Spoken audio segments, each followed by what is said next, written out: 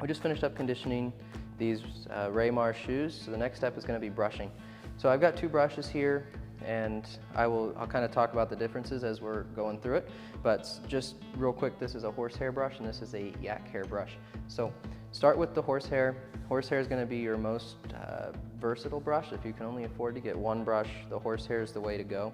And the reason for that is because you can use it, it's got bristles that are stiff enough to kind of knock off dirt if you need to, but it's also soft enough that it can be used to buff the shoes and brush them like you need to. So anyway, we're just going to start with brushing off that conditioner, the excess there, and you'll see that the shoe is going to start to get a soft glow to it. The thing to remember when you're brushing your shoes is not to push down. It's if you're pushing down, you're kind of defeating the purpose, is because the bristles are collapsing. So you want to keep a decent pressure there so it's still able to buff, but you're not wanting to put so much pressure that the bristles aren't able to do what they're supposed to do. And you just want to keep the speed high. That's the purpose, is keep a nice speed. Make sure you're getting all of those spots, getting around the welt. The waist can be a little tricky sometimes. I always just use the tip of the brush to get in that space. You don't want products drying or getting stuck in the tongue. It can lead to squeaking when you walk. So it can be slightly annoying. Just make sure you're brushing that off, getting all that excess product off of there. Okay. Before we start brushing the other one, I do this, just gives enough time for each shoe to dry. I'm going to start with the black Saphir Cream Polish. Again, we're using our finger. We're going to get just a dab of it there and start working it into the leather just like the conditioner. Circular motions, a little bit at a time. Again, we're not trying to clog the pores of the shoe. We're just trying to reintroduce some pigment and start building some of those base layers so that our mirror shine really shines through well.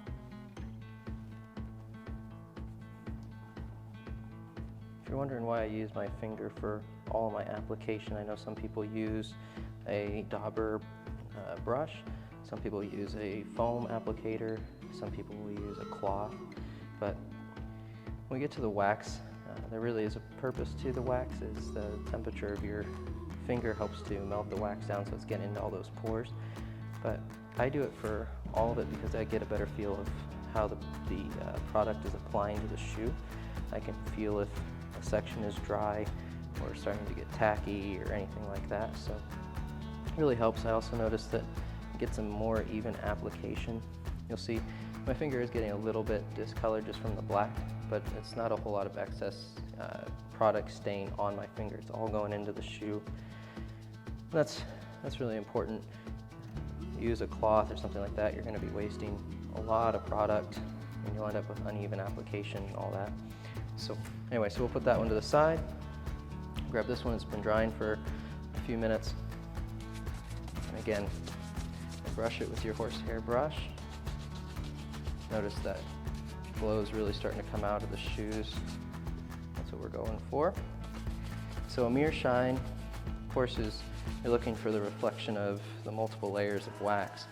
But if your leather isn't shining from beneath the wax, your mirror shine just will never look quite right.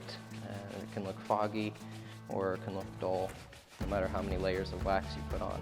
So you want to make sure you're getting these processes down, these layers done right, so that as you start adding wax and buffing, you're getting the results that you want. Yeah, so certain brands do shine better than other brands. Usually it comes down to the quality of the leather, not so much the brand of the shoe. So that's why I've been really impressed with these Raymar. Is they're really at an affordable price point. I think this pair retails for about $300 US, and the leather is really, really phenomenal. It doesn't crease very deeply. It takes product very well.